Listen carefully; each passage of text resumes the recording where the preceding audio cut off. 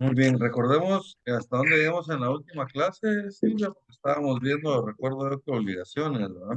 Llegamos en las obligaciones, nos quedamos en, vimos los vicios de la declaración, el negocio jurídico, en el plazo, vimos la simulación, Toca la revocación, ¿verdad? la revocación, sí.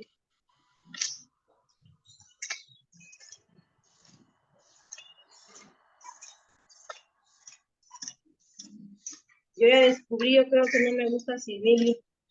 ¿Verdad? Usted va a ser Ay, penalista. no sé, fíjese que le voy a decir la verdad. Ya Viera descubrí que, que no me gusta el derecho, ¿verdad? no, me estoy a tiempo de cambiarme de carrera. Ay, no. No, Lick, saber, civil me estresa un montón, no me gusta, me aburre, me impacienta, me da ansiedad civil. Procesar como es práctico, no sé, a mí me gustó, fíjese que las primeras clases, bueno, yo saber cómo gané la U, la verdad, yo no recuerdo. Recapacité en el seminario y me pregunté cómo le hice para ganar procesar. Hombre, sí es bien bonito civil. Sí, procesar no me costó, viera que las primeras clases no leí y mire, yo iba pero bien ahí enrolada en el tema y todo, me gustó bastante. Mercantil, a pesar de ser bastante, también no lo sentí tan complicado como civil. Ay, pero civil siento que es la cruz de estos días. No le No veo el gusta. día y la hora en que se termina la obligación. No, no veo el día y la Hombre, hora en que se termina la obligación. y obligaciones es lo más bonito. Sí, ¿verdad? Sí, obligaciones es lo más chilero que hay. Yo digo que tal vez sí va. Quizás en los próximos días lo descubra. Muy bien, esperemos que sí. Hoy Sí. vamos a platicar de la revocación. La revocación que también se le conoce como acción pauliana. ¿Verdad? Revocación o acción pauliana. Si les preguntan por la acción pauliana, es la revocación, lo que se refiere. ¿Por qué se llama acción pauliana? Esta pregunta yo la recuerdo siempre porque a mí me la hicieron cuando estaba estudiando para el privado.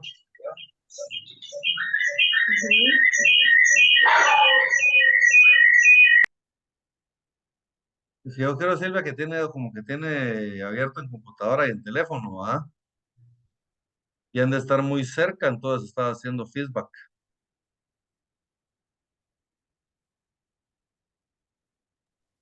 Me había quedado sin carga y ahorita se volvió a conectar. Ahí está ya. Ahí estamos. Gracias, disculpe. No tenga pena.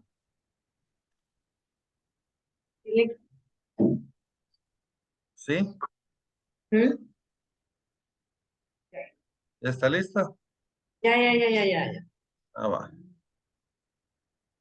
Muy bien. Entonces, como le decía, la acción de revocación o acción pauliana. ¿Por qué se llama así? Porque el primer juez que dictó una acción de estas en Roma era un juez que se llama Paulo, ¿verdad? Entonces, él fue el primero que dictó una sentencia que implicaba una acción revocatoria. ¿Y qué es la acción de revocación?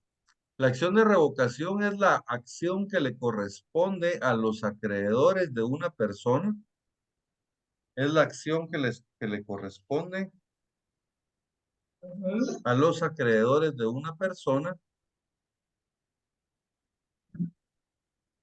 ujú, de solicitar que se deje sin efecto, de solicitar que se dejen sin efecto los negocios jurídicos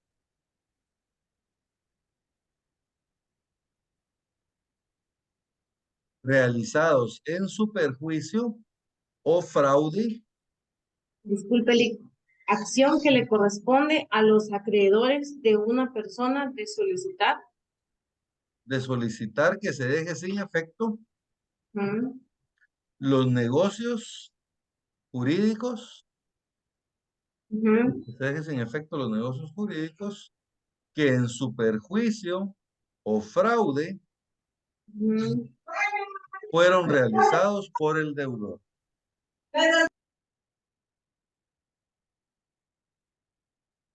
Fueron realizados por el deudor.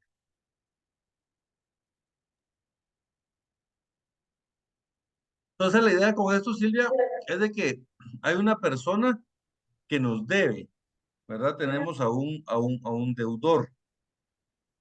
Ah, Y esta persona, para evitar que nosotros le embarguemos un bien, se lo regala a, a su hermano, digamos, ya. ¿verdad? Lo pone a nombre de su hermano.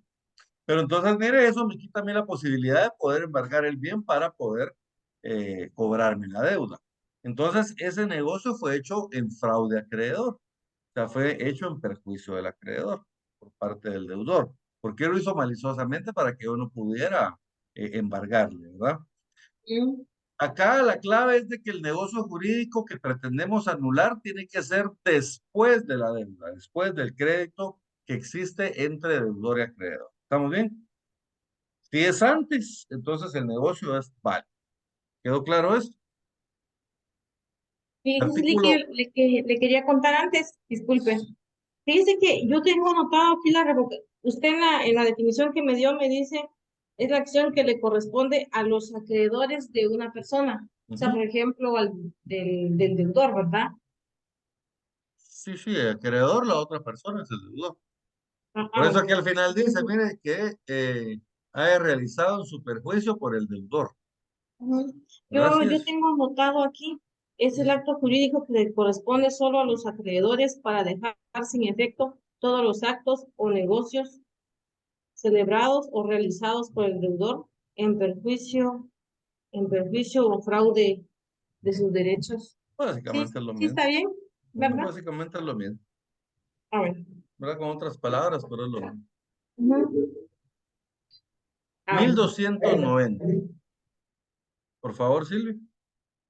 1290. Todo acreedor puede pedir la revocación de los negocios celebrados por el deudor en perjuicio o fraude de sus derechos. Solo los acreedores cuyos créditos sean anteriores al negocio impugnado pueden ejercitar la acción revocatoria. Pues miren, solo los acreedores cuyos créditos sean anteriores al negocio impugnado pueden ejercitar la acción revocatoria, ¿verdad? Entonces lo que les decía, ¿verdad? Que lo que les decía que el crédito tiene que ser posterior a el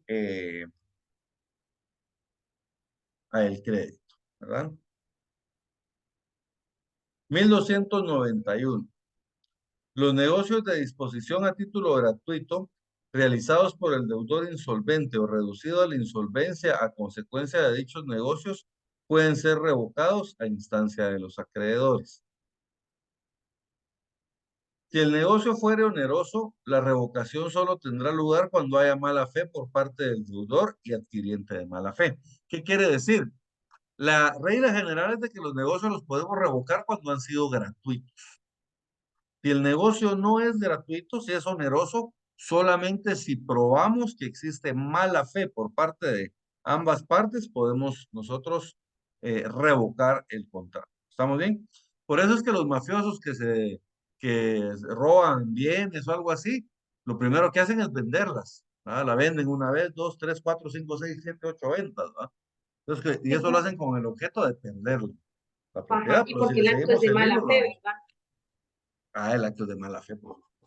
Y ¿Verdad? cuando dice, fíjese Pero que, la cuestión con la mala fe es que la tenemos que probar, ¿verdad? Usted, en cambio, si ujú, fuera, si ellos hicieran donaciones, por ejemplo, sería más fácil revocarla.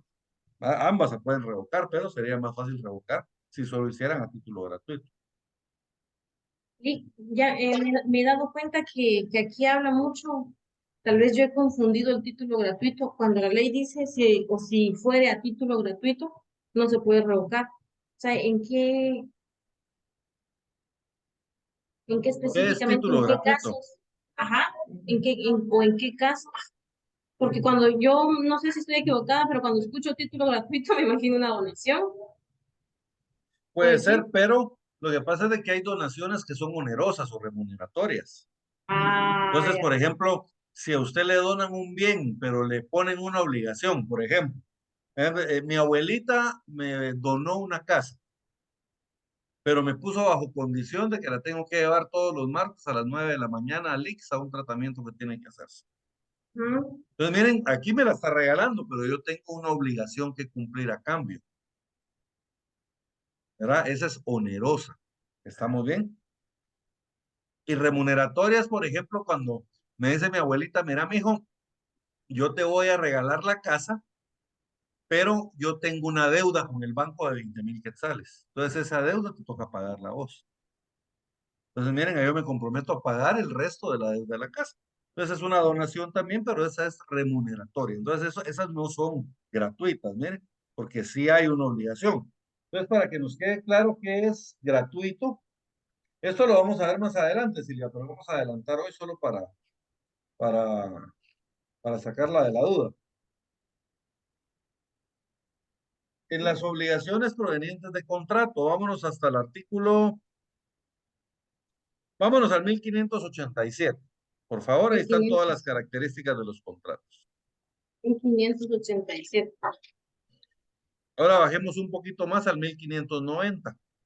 Lo que pasa es que ahí están todas las características de los contratos, pero la que Ujú. nos interesa ahorita es la de oneroso y gratuito. Mil Ah, ya. quinientos noventa establece, es contrato oneroso aquel en que se estipulan provechos y gravámenes recíprocos. Mire, ¿cuándo es oneroso?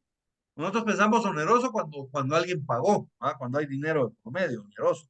No, pero oneroso quiere decir que hay provechos y hay gravámenes para ambos en el contrato. ¿Qué quiere decir? Usted va a obtener algo, pero también se obliga a algo. Igual la otra parte, ¿ah? Porque su abuelita va a entregar la casa, pero también va a obtener el derecho a que la lleven a sus citas todos los martes, ¿verdad? ¿Entienden? Ujú. Entonces, ¿y qué es gratuito? Dice, y gratuito, aquel en que el provecho es solamente para una de las partes. En una donación pura y simple, por ejemplo. Mi abuelita me regala la casa, mi hijo te regalo la casa. ¿Qué quiere que haga mi abuelita? Nada, mi hijo, es por el puro amor que te tengo. ¿Ah? Entonces, mire, esa es gratuita, porque no hay un provecho que vaya a tener ella, Provecho. ¿verdad? Sino que solamente yo me estoy aprovechando porque es gratuita, ¿verdad? Entonces, no tiene que ver con el pago en sí, sino que con el provecho que reciben las personas dentro del contrato. ¿Estamos bien? Ya, Entonces, ya entendí. cuando oiga gratuito, a eso es a lo que se refiere, ¿verdad? Que solo una persona se está aprovechando del contrato.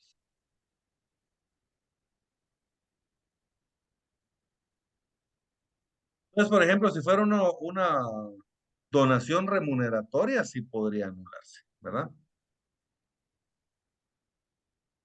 Como le digo, la otra sí se puede anular, pero en la compraventa incluso, pero hay que probar que existió la mala fe por parte de la persona. Ya. Muy bien.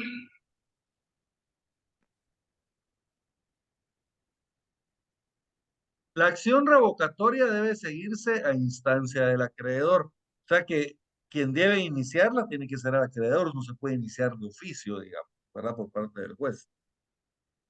La revocación solo será declarada en interés de los acreedores que la hubiesen pedido y hasta el importe de sus créditos. Digamos que hubieran varios acreedores, hubieran 5 acreedores, pero solo 2 de esos acreedores pidieron la revocación.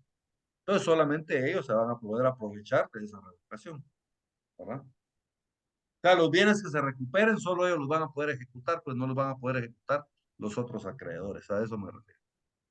¿Estamos bien?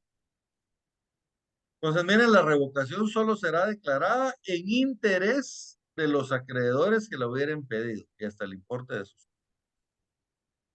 ¿Estamos bien? Ujú.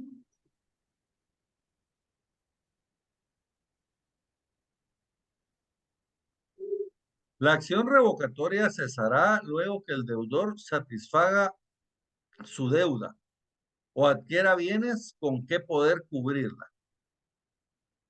Entonces, por ejemplo, yo vendí el bien Y entonces mi acreedor dice, no, este no quiere que le embargue el bien, entonces voy a iniciar la acción revocatoria y me inicia la acción revocatoria. Pero resulta de que yo vendí el bien y con ese dinero compré otro bien.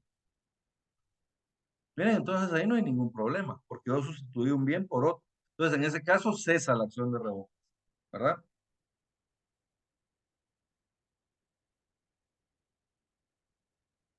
O puede ser que con la venta del bien yo lo utilice para satisfacer la deuda también, ¿verdad? Entonces puede ser que la venta del bien yo lo utilice para satisfacer la deuda y en ese caso, pues, vamos a terminar con la revocación. La persona a quien se hubiesen enajenado los bienes del deudor puede hacer cesar la acción de los acreedores, satisfaciendo el crédito de los que se hubiesen presentado. Entonces, por ejemplo, si yo le vendo el bien a Rocío y usted inicia la acción de revocación, entonces Rocío dice, bueno, yo sí quiero el bien, yo lo compré de buena fe. Entonces, ¿cuánto le deben, Silvia? Y ella le puede pagar a usted la deuda. Mire, la persona que adquirió el bien puede pagar la deuda.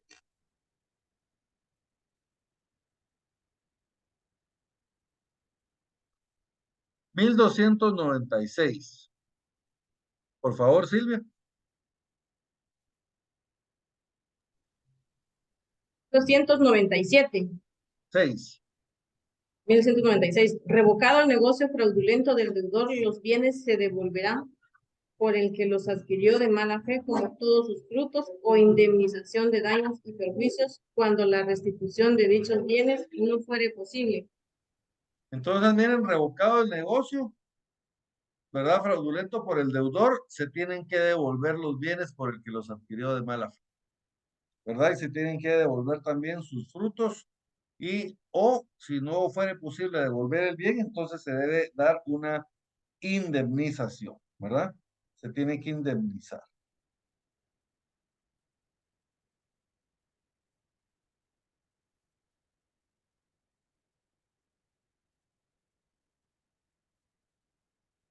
$1,297. La acción concedida al acreedor contra el primer adquiriente no procede contra el tercer poseedor, sino cuando éste ha adquirido de mala fe.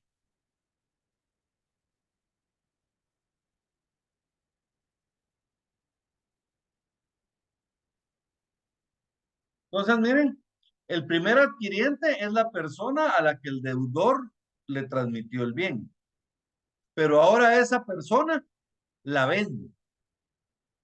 Miren, se la vende a un tercero. Entonces, ¿podemos demandar a ese tercero? Sí, pero solamente si él actuó de mala fe.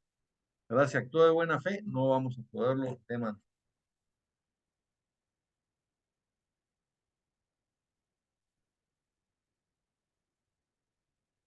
$1,293.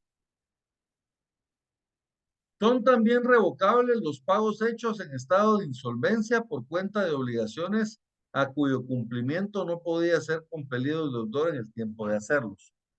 ¿Verdad? El insolvente es una persona pues que no realizó los pagos de sus obligaciones, ¿verdad? Que ya está insolvente en múltiples obligaciones. Entonces, esta persona que ya está declarada insolvente, de repente le realiza pagos a algún acreedor. Entonces, eso puede ser considerado como un acto de mala fe. ¿Estamos bien?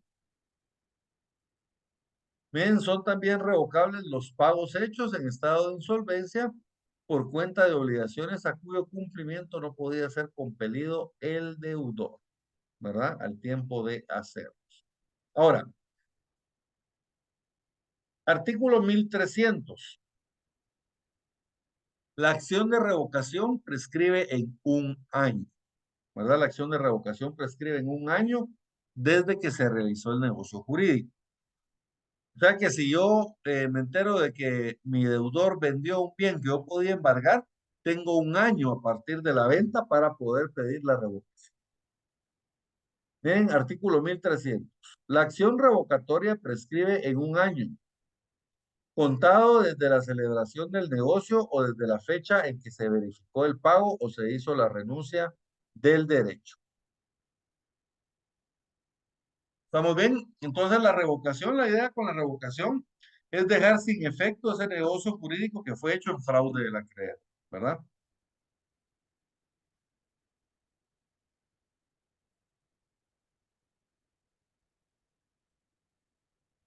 Nulidad. La nulidad lo podemos definir como la ineficacia de un negocio jurídico por carecer de los requisitos esenciales para su validez. La nulidad es la ineficacia de un negocio jurídico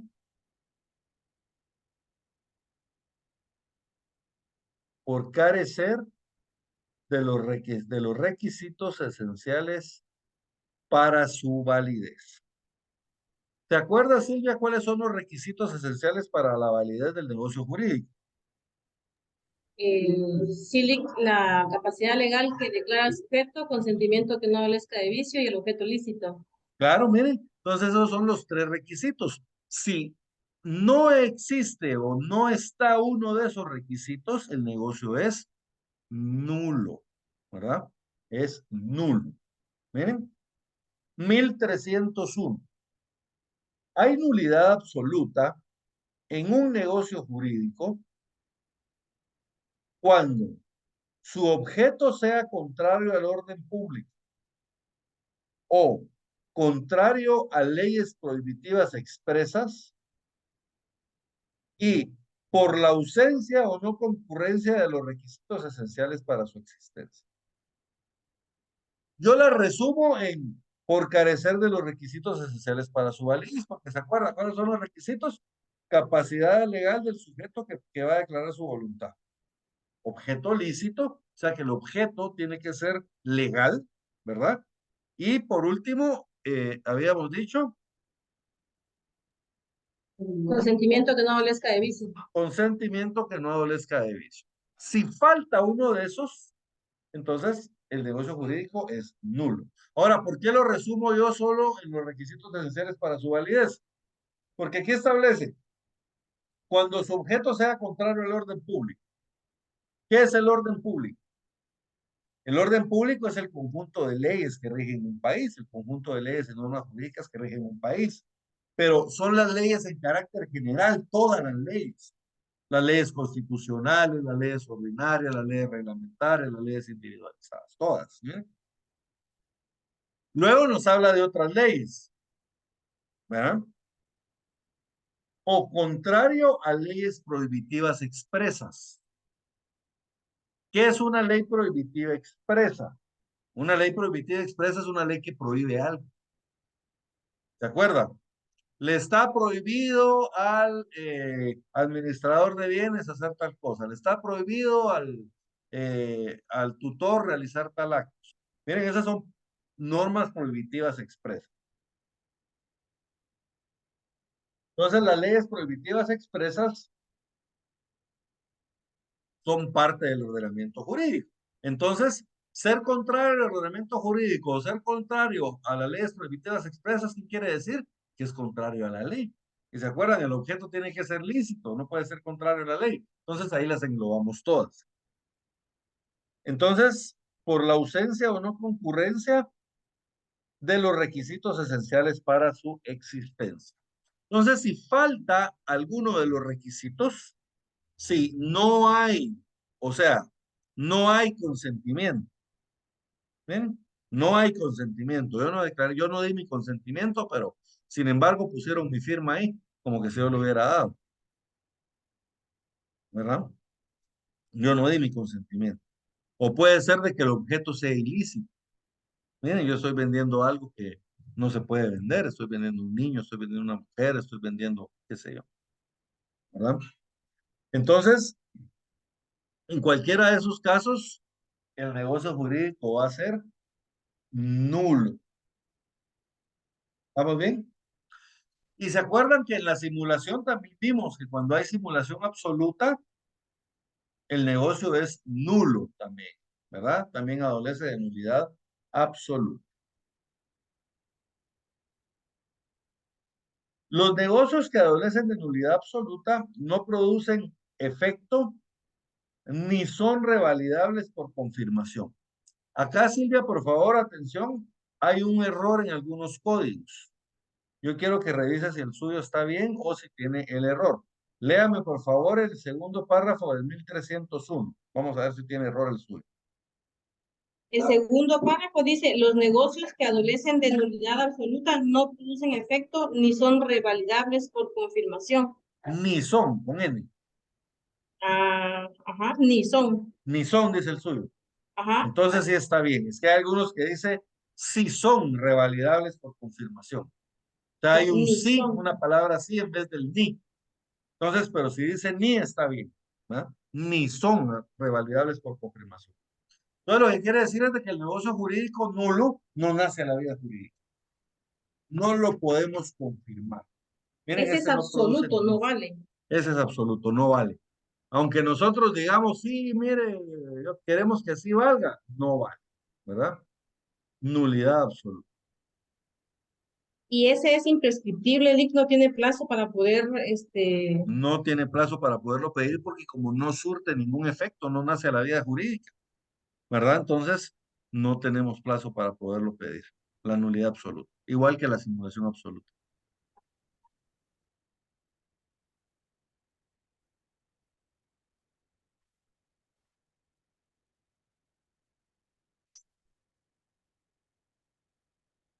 Un segundo.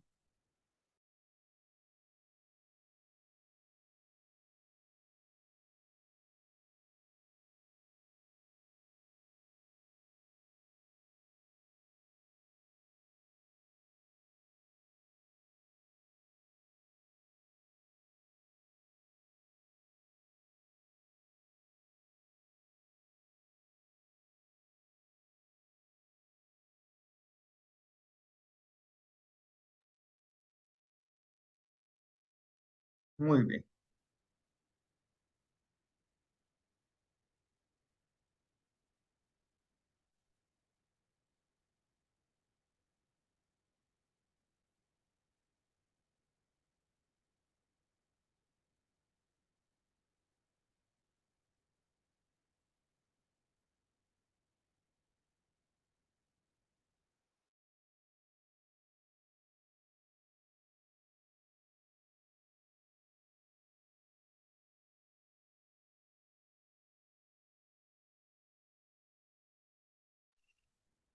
Muy bien. ¿Quiénes pueden pedir que se declare la nulidad? Bueno, primero, la nulidad puede ser, cuando resulte manifiesta, puede ser declarada de oficio por el juez. También puede ser alegada, o sea, puede ser solicitada por cualquier persona que tenga interés o por la Procuraduría General de la Nación. Ahora, tenemos otra clase de nulidad, que es la nulidad relativa. Esta nulidad relativa produce que el negocio jurídico nazca la vida jurídica, pero si pedimos la nulidad y declara la nulidad, entonces este va a perder sus efectos. Pero ahorita les voy a explicar la diferencia entre uno y otro. ¿En qué casos procede la nulidad relativa? O pueden encontrar ustedes también muchas veces la palabra anulable. Entonces, cuando sea nulo, ustedes rápido piensan, nulo, nulidad absoluta. Anulable, nulidad relativa. El nulo hace referencia a nulidad absoluta, el anulable hace referencia a la nulidad relativa. Entonces, mire 1303. El negocio jurídico es anulable. Primero, por incapacidad relativa de las partes o de una de ellas. Y dos, por vicios del consentimiento. ¿Se recuerda la incapacidad relativa de las partes? ¿Se acuerda qué es? Lo vimos allá en la primera clase de civil. La incapacidad relativa son las perturbaciones mentales transitorias. Estas no determinan la capacidad de obrar, o sea, no me hacen incapaz, pero sí se puede declarar nulo el negocio jurídico que se realice bajo estas perturbaciones mentales transitorias. Entonces, en los casos de incapacidad relativa se puede pedir la nulidad del negocio jurídico. Y también por vicios del consentimiento, error, dolo, violencia y simulación relativa, ¿verdad? Y simulación relativa. La nulidad relativa la vamos a pedir en un plazo de 2 años, ¿verdad? La solicitud la tenemos que hacer en un plazo de 2 años, a excepción de la violencia, que esta es en el plazo de 1 año, pero desde que se cesó la violencia, ¿verdad? 1 año desde que cesó la violencia.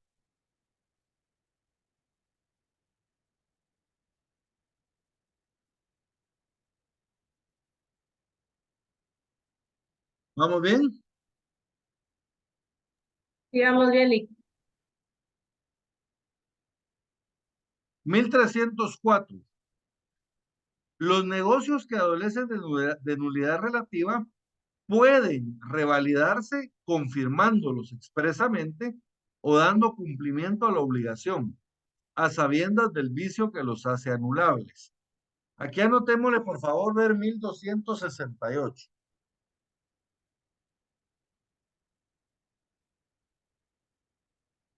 ¿Se acuerdan? Ese 1268 ya lo habíamos leído antes.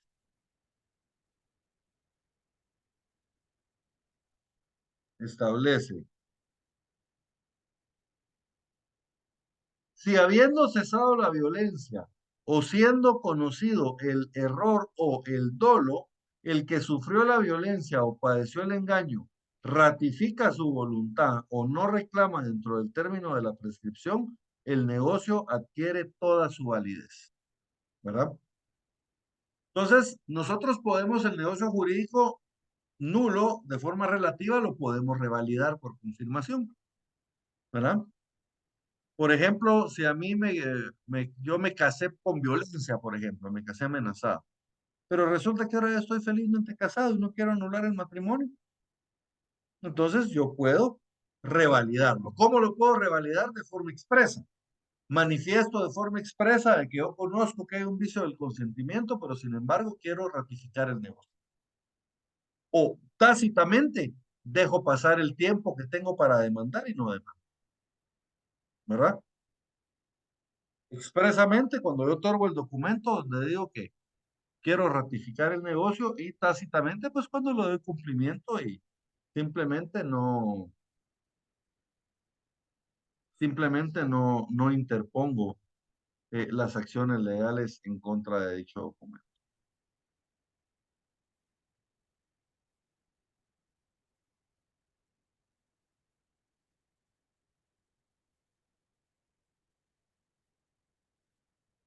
Mil trescientos nueve, 1308 primero.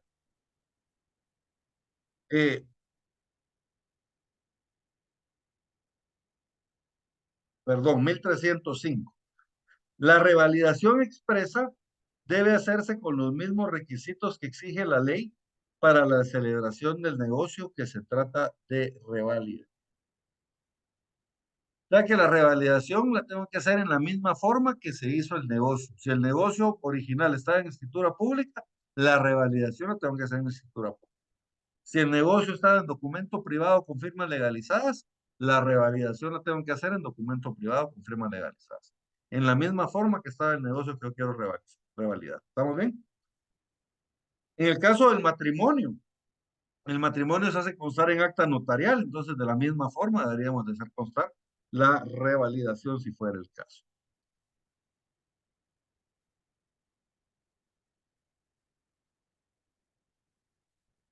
1308. La nulidad de una o más de las disposiciones de un negocio jurídico no perjudica a las otras, siempre que sean separables.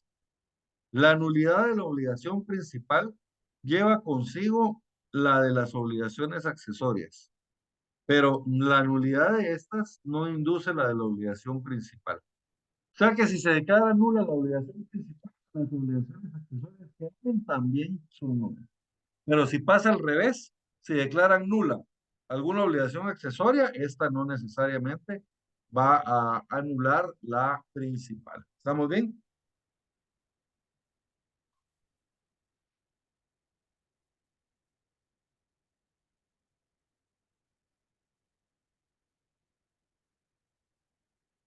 1309. Yo le decía que el negocio jurídico anulable, este surte todos sus efectos, a diferencia del nulo. ¿Se acuerda? El nulo no nace a la vida jurídica, no surte ningún efecto. En cambio, el anulable, este sí surte sus efectos hasta que sea declarado nulo en sentencia, ¿verdad? O sea, pedimos la nulidad, igual surte todos sus efectos hasta que se declare la nulidad en sentencia. Hasta ahí deja de surtir efectos el contrato. Ahora, es diferente. ¿Por qué? Le voy a poner un ejemplo real. A mí me roban, digamos, a mí me quitan dos casas. En una me falsifican la firma. Miren, no hay ausencia, o más bien dicho, hay ausencia de mi consentimiento, ¿verdad? Porque yo no di el consentimiento, me falsificaron la firma. Ese negocio es nulo. Pero hubo otro que me amenazaron con un arma de fuego para que yo firmara. Mire, ese es anulable porque hay violencia. ¿Estamos bien? Entonces, fíjense, pues, después de que cesa la violencia, yo inicio el proceso. Digamos, pasaron 5 años en las que yo estuve amenazado, hasta que un día la policía le quitó la pistola a la persona que me estaba amenazando. Entonces, ya sin el arma, yo ya no tenía amenaza. ¿Bien? Entonces, puse la denuncia. Inicié mi proceso para la nulidad de los hechos. Como para la absoluta no hay plazo, no hay ningún problema, ¿verdad? Entonces, inicié al mismo tiempo la nulidad absoluta y la nulidad relativa. Pasan 5 años de cada uno de los dos juicios hasta que se resuelve. Y las dos son favorables, me devuelven las dos casas. Ahora, ¿en dónde está la diferencia? La diferencia está en los frutos. En el negocio jurídico nulo, como este no surtió ningún efecto, ¿a quién le corresponden esos frutos? A mí, al propietario. Pero en el negocio jurídico anulable, ese sí surte sus efectos hasta que es declarado nulo. ¿Esos frutos a quién le pertenecen entonces? Esos frutos le pertenecen al propietario, al que tenga la casa, digamos, ¿verdad? ¿Estamos bien? Hasta que no se diga nada en contrario o en sentencia. Hasta que no se declare su nulidad, las rentas le van a pertenecer a él. Entonces, supongamos de que las casas, los dos las alquilaron y las dos casas produjeron rentas durante 10 años. Entonces, supongamos, por decirle un número, que cada casa produjo 200,000 quetzales en rentas. ¿A quién le pertenecen esos 200,000 quetzales? Pues en el caso de la nulidad absoluta le pertenece todo al propietario, digamos, al verdadero dueño. Y en el segundo caso, pues le van a pertenecer a la persona que tenía.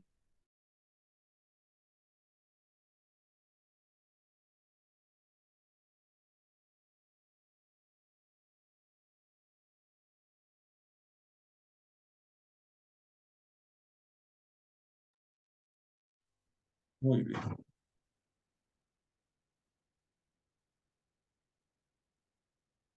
Entonces, mire 1309. El negocio que adolece de nulidad relativa surte todos sus efectos, mientras en sentencia firme no se declare dicha nulidad.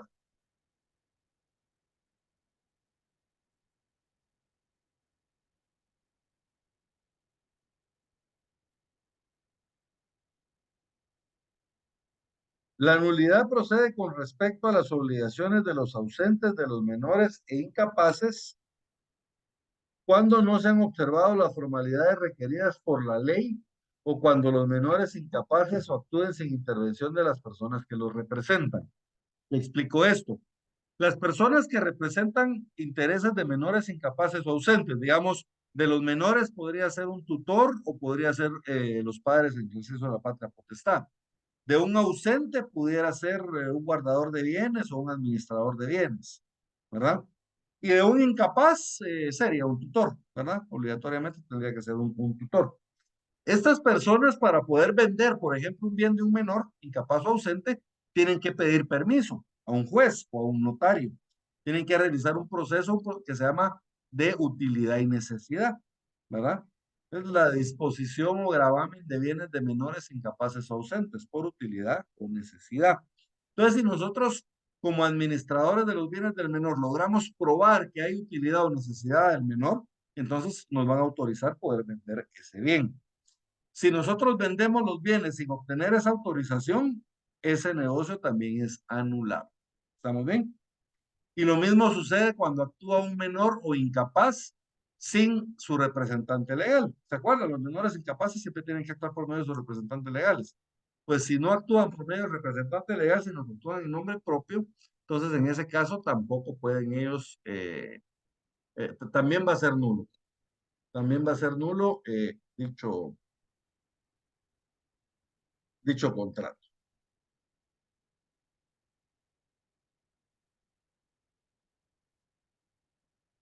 En los casos de acción de nulidad por parte del menor, incapaz o ausente, corresponde a su representante legal o a la Procuraduría General de la Nación.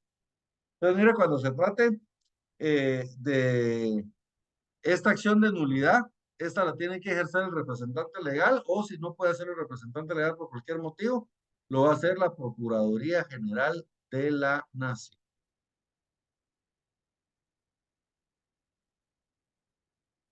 ¿Estamos bien?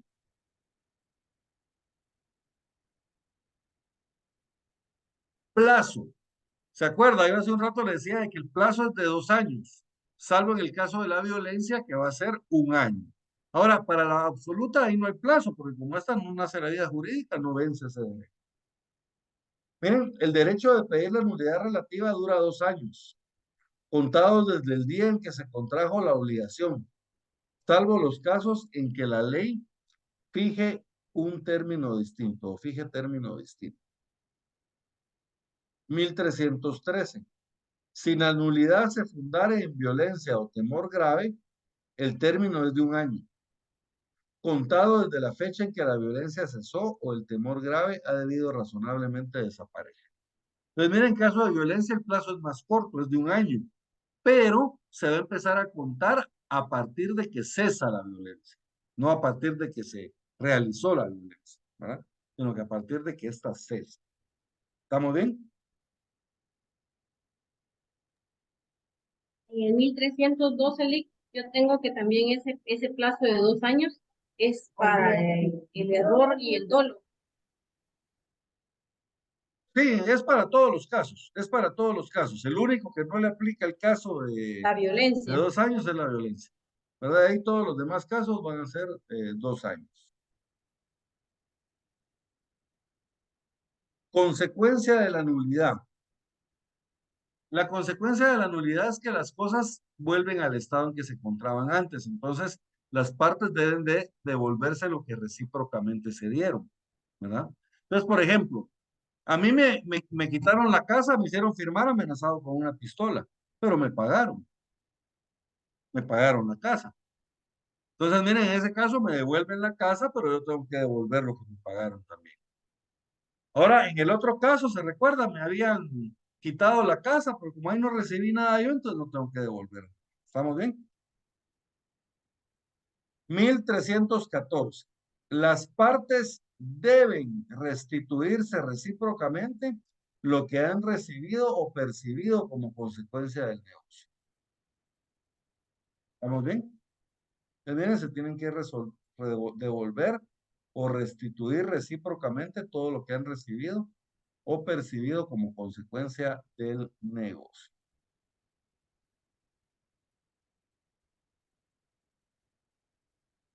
1317. Si a una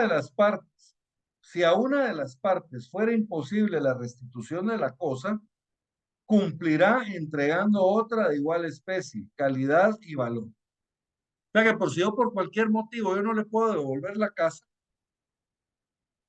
¿verdad? O no le puedo devolver el bien que se hizo el negocio, por ejemplo, de que lo que me quitaron a mí fue una casa, pero ya no la podemos devolver porque ya se la vendimos a otra persona y esa persona ya se la vendió a otra. Entonces, como ya no me pueden devolver esa casa, ¿qué tienen que hacer? Devolverme otra casa del mismo valor, de la misma calidad. ¿Estamos bien? Otra casa. O, si no fuera posible, devolviendo el precio que tenía en el momento de la celebración del negocio. Y si la nulidad de la obligación o la imposibilidad de la entrega proviene de mala fe, pagará además los daños y perjuicios que corresponden. Entonces, miren, me tienen que devolver la casa. Si no me la devuelven, me tienen que devolver otra casa igual. O el precio de lo que la casa valía. Y si además actuaron con mala fe, entonces además me van a tener que pagar daños y perjuicios. Esto los va a fijar el juez.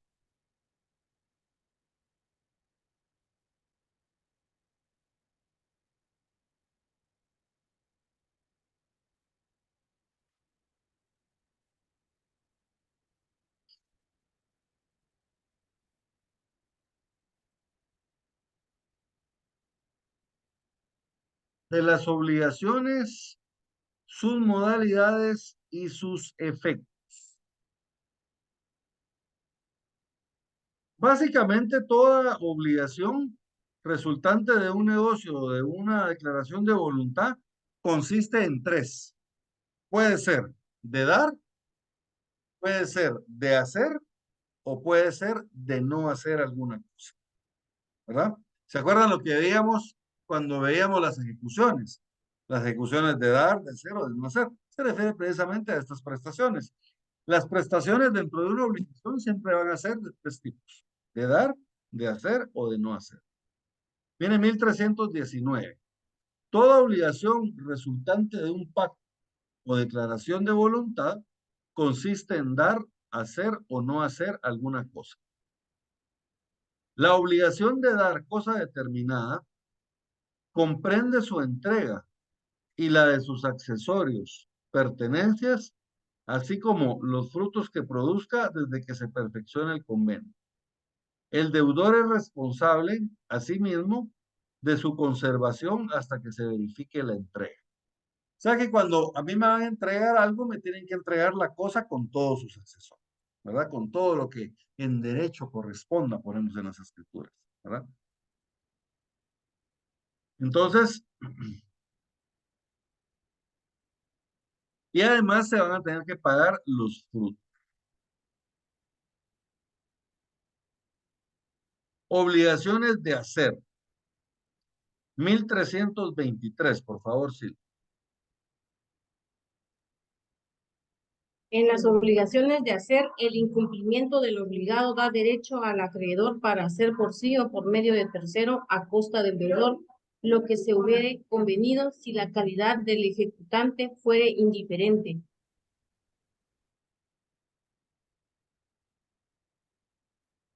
Muy bien. Entonces, en las obligaciones de hacer, ¿verdad? Como aquí, digamos, en las obligaciones de dar, la obligación es dar algo, entregar. Ahora, en las obligaciones de hacer, yo tengo que realizar algo. Entonces, si yo no lo realizo, la parte acreedora puede establecer que lo haga otra persona a mi costo, ¿verdad? Yo lo voy a tener que pagar. O puede pedir que me pongan un plazo para realizar dicha obligación, si en caso es necesario que yo la haga, ¿verdad?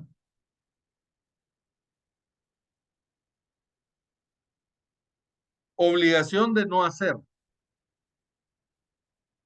Si la obligación es de no hacer, en el 1326, si la obligación es de no hacer, el obligado incurre en daños y perjuicios por el solo hecho de la contravención, ¿verdad? La cuestión con las obligaciones de no hacer es que, por ejemplo, a mí me pusieron una prohibición de tener mascotas en la casa que estoy alquilando. Entonces, la mascota yo ya la llevé a vivir, o sea, yo ya la llevé a la casa. Entonces, por el solo hecho de llevarla, el solo hecho de la contravención, hace obligatorio que yo pague daños y perjuicios, ¿verdad? O por ejemplo, si yo no llevo, si a mí me prohibieron tener más de 5 personas en el apartamento, yo meto 8 personas, ahí también me pueden cobrar daños y perjuicios.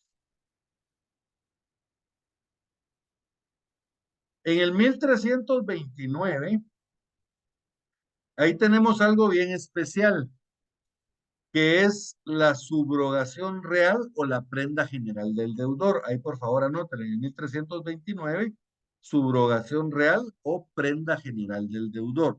¿Qué quiere decir eso? Cuando un deudor no otorga una garantía determinada, no otorga una garantía determinada, o sea, no otorga una hipoteca o una prenda, él está garantizando la obligación con todos sus bienes presentes y futuros, ¿verdad? Todos los bienes que tenga en el momento en que le exijan la obligación. O sea que si yo hipoteco un bien y yo no pago la obligación, a mí solo van a poder ejecutar ese bien en específico. Pero si yo no doy ningún bien en garantía, por ejemplo, yo no otorgo una hipoteca y yo no pago, entonces a mí me pueden embargar la cantidad de bienes que sean necesarios para el cumplimiento de la obligación, ¿verdad? Si para garantizar la obligación me tienen que embargar 6 bienes, entonces me pueden embargar los 6 bienes. ¿Estamos bien? Porque es una prenda general del deudor y él se compromete con todos sus bienes. Miren, 1329. La obligación personal queda garantizada con los bienes enajenables que posea el deudor en el momento de exigirse su cumplimiento. ¿Estamos bien? En el momento de exigirse su cumplimiento. Artículo 1330. Esta es la teoría de la imprevisión. Aquí, por favor, quiero que le ponga DIF o diferencia.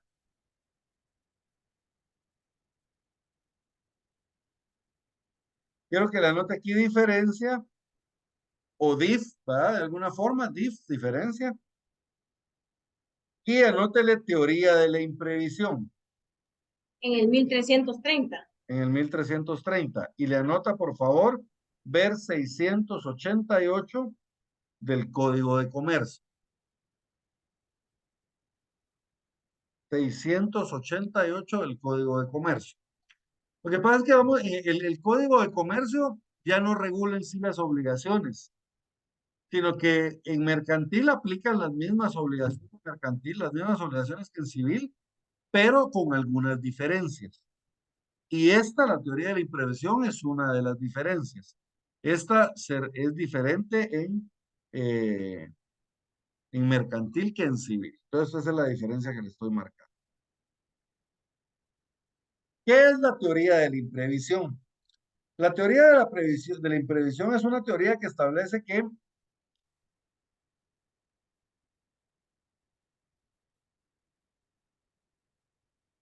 cuando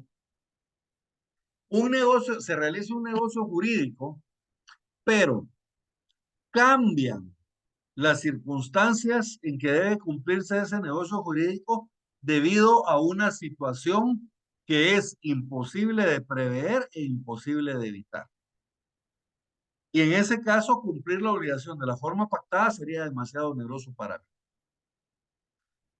Entonces, aquí yo puedo pedirle al juez que revise la obligación y el juez puede modificarla de modo de que no resulte demasiado oneroso para la otra parte.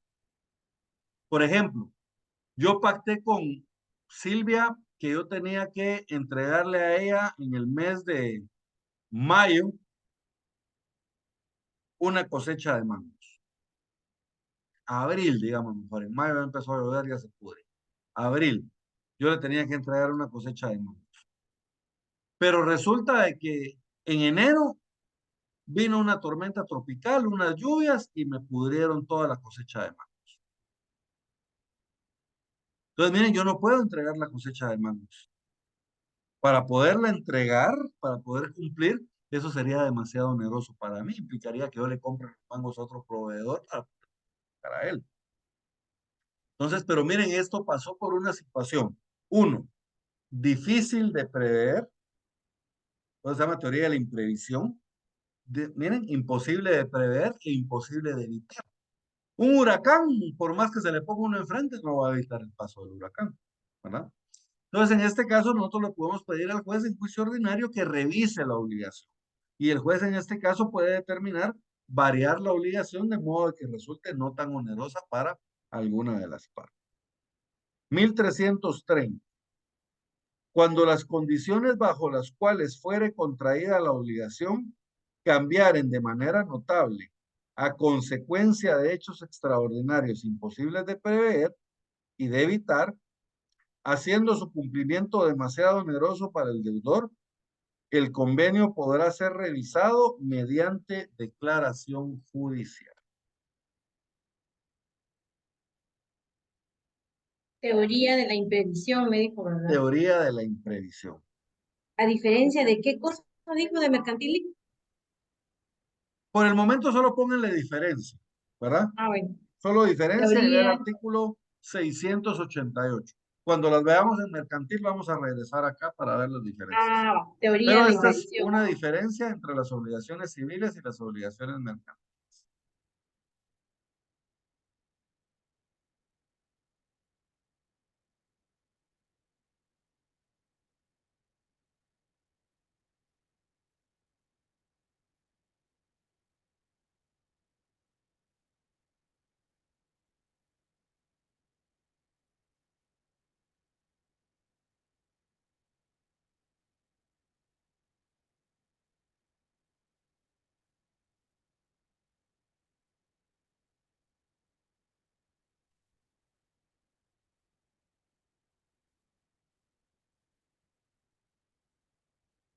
Muy bien.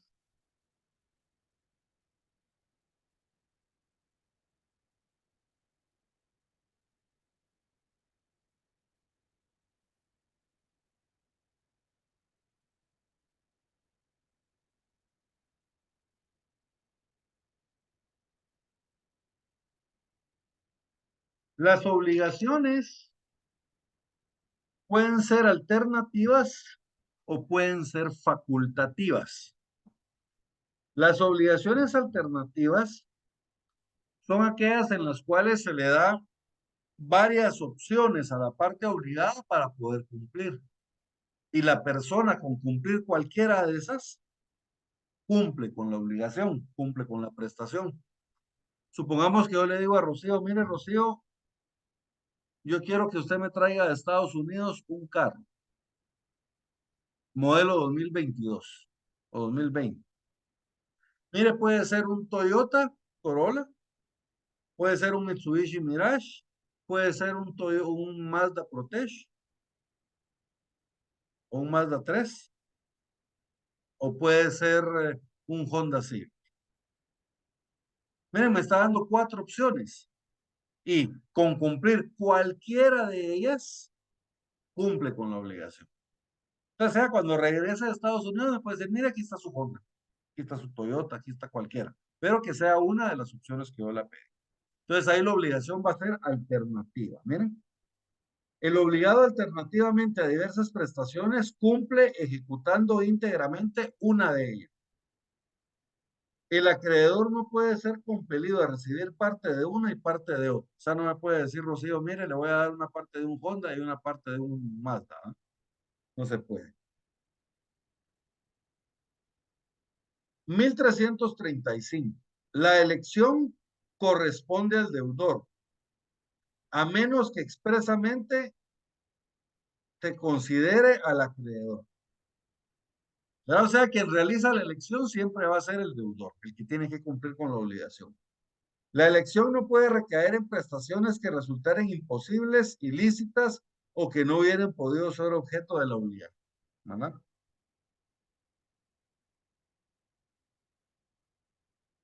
¿Y cuándo las obligaciones van a ser facultativas? Facultativas es cuando yo le dije a Rocío, mira Rocío, yo quiero que usted me traiga un Toyota Corolla. ¿Eh? Aquí no le di opciones de un Mazda, un Honda, no. Yo quiero un Toyota Corolla. Y entonces me dice Rocío, ¿y si no consigo un Toyota Corolla, le puedo traer otro? Yo le digo, sí, tráigame un Mazda o un Honda. Pero miren, la obligación principal es el Toyota Corolla. Si por algún motivo ella no me consigue el Toyota Corolla, entonces me puede traer uno de los dos. Pero la obligación principal es el Corolla. ¿Se da cuenta de la diferencia? En la otra ya tenía la opción de escoger la que quisiera, la que pudiera. ¿Ah? Se encontró un Honda, pues el Honda. Se encontró un Toyota, con el Toyota. En cambio, en esta segunda modalidad, el objetivo es el Toyota, ¿verdad? El objetivo es el Toyota. Pero si no se puede, entonces me puede traer este o este. ¿Estamos bien? Miren, obligaciones facultativas, 1341. Obligación facultativa es la que, no teniendo por objeto sino una sola prestación, da al deudor el derecho de sustituir esa prestación por otra. ¿Eh? Entonces aquí la satisfacción era una principal, el Toyota Corolla. Pero si no se puede satisfacer, entonces se da la opción de sustituirla por otras, un Mazda 3 o un Honda Civic. La obligación facultativa será nula por un vicio inherente a la prestación principal, aunque la prestación accesoria no tenga vicio alguno.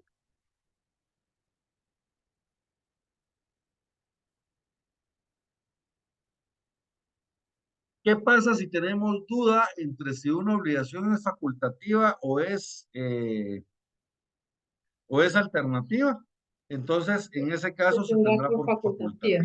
facultativa. Se tendrá por facultativa.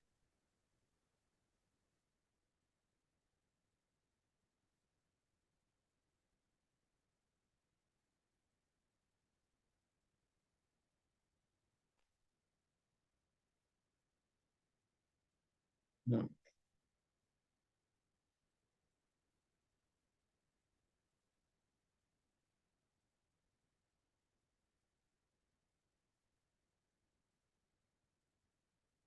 Las obligaciones pueden ser mancomunadas. Mancomunada es una obligación en la que existe más de un deudor o más de un acreedor. Cualquiera de las dos o ambas, ¿verdad? Entonces, lo normal en una obligación es que hay un acreedor y un deudor.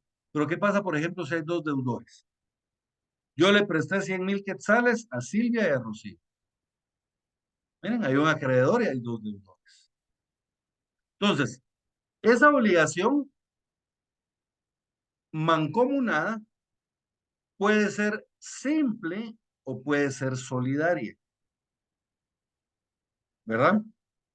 Miren, 1347. Hay mancomunidad cuando en la misma obligación son varios los acreedores o varios los deudores. Y luego establece mancomunidad simple. ¿Cuándo la mancomunidad es simple? Cuando hay tantas deudas como deudores hay. O sea, yo le presté 100,000 quetzales a Silvia y a Rocío, pero Silvia es responsable de la mitad de la deuda y Rocío es responsable de la otra mitad. Entonces, de esa cuenta, yo a Silvia solo le puedo exigir los 50,000 que ella me debe. Y a Rocío solo le puedo exigir los 50,000 que ella me debe. Miren, no le puedo yo exigir a Rocío que me pague lo que me debe Silvia, ni viceversa. ¿Estamos bien? Esa es la mancomunidad simple. ¿Verdad? La deuda se tiene dividida en tantos deudores como existan, ¿verdad?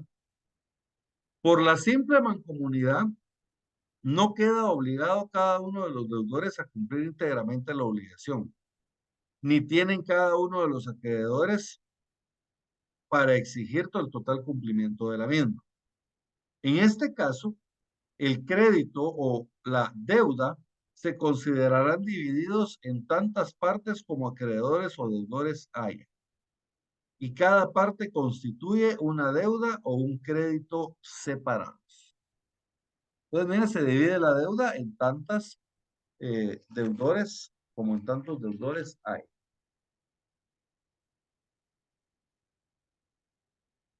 Sí. ¿Sí? Fíjese que leyendo un poquito la ley de esa mancomunidad simple, donde dice el crédito o la deuda se consideran divididos en tantas partes como acreedores o deudores haya y cada parte constituye una deuda o un crédito separado. Yo estaba llegando a la conclusión que ese podría ser la definición de mancomunidad simple, ¿verdad?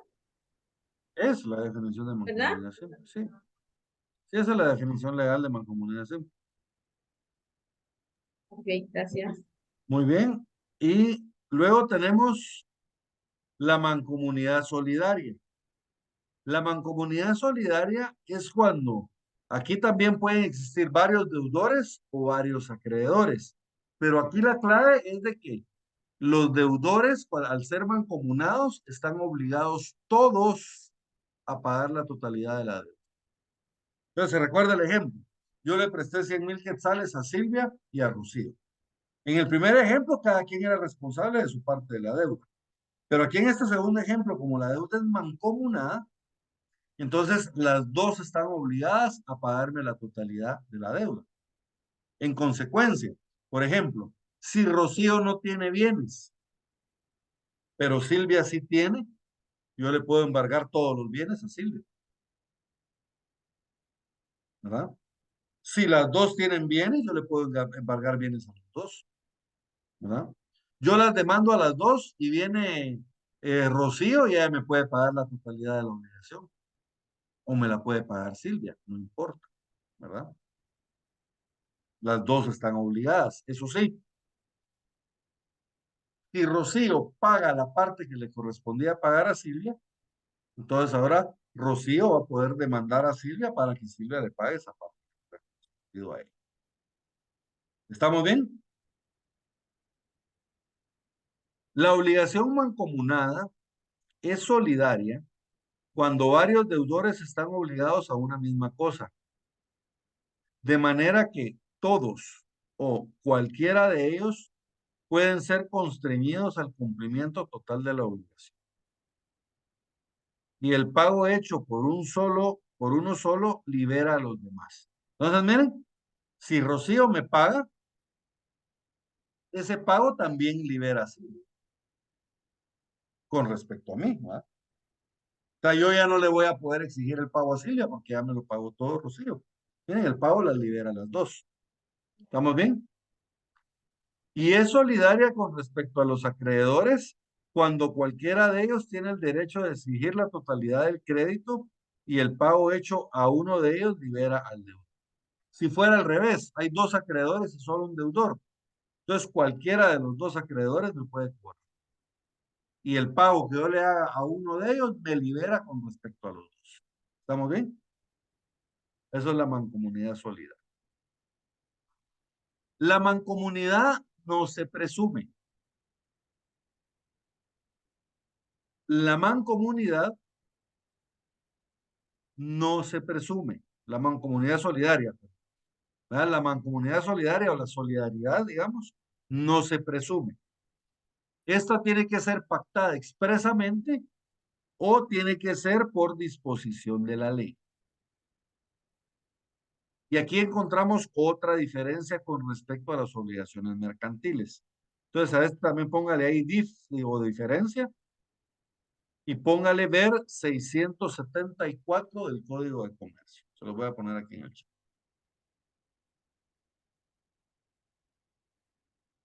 674 del Código de Comercio. En mercantil no se presume, en mercantil sí se presume la solidaridad. Ahí se aparecen dos deudores, se presume que son solidarios. ¿Verdad? Esa es la diferencia que vamos a ver más adelante.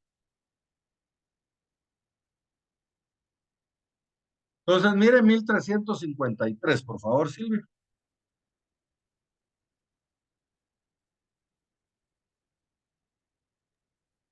1353, ¿verdad? Ajá. La solidaridad no se presume, debe ser expresa por convenio de las partes o por disposición de la ley. La solidaridad expresa podrá pactarse aunque los acreedores o deudores no se obliguen del mismo modo ni por plazos ni condiciones iguales. ¿Estamos bien? Entonces, miren, la solidaridad no se presume, tiene que ser por convenio expreso de las partes o por disposición de la ley. ¿Estamos bien? Lo que le decía del derecho de repetición, si Rocío paga la totalidad de la obligación, ella tiene derecho de repetir en contra de su codeudora para que su codeudora le pague la deuda. Y lo mismo pasa con los acreedores.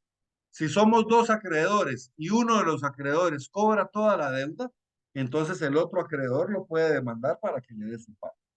¿Estamos bien? Artículo 1358. El pago total por uno de los deudores solidarios extingue la obligación.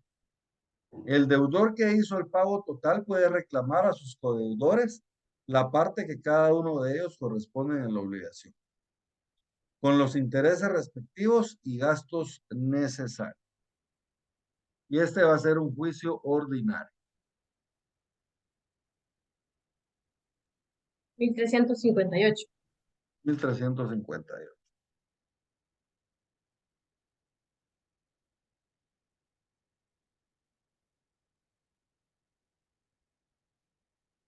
Si quiere entonces, Silvia, dejemos la clase el día de hoy porque a usted ya le va a tocar salir a su compromiso. Entonces, en la siguiente clase seguimos con las obligaciones divisibles e indivisibles. Mañana seguimos a la misma hora, ¿verdad? Sí. Sí, a las 5 quedamos, ¿verdad? Ujú. Perfecto. Entonces, si quiere, terminemos la clase el día de hoy y seguimos mañana a partir de las divisibles e indivisibles. Muy bien, Lick. Pues Silvia, que pase feliz tarde, se me cuidan. Gracias. Saludos. Buenas tardes. Bueno.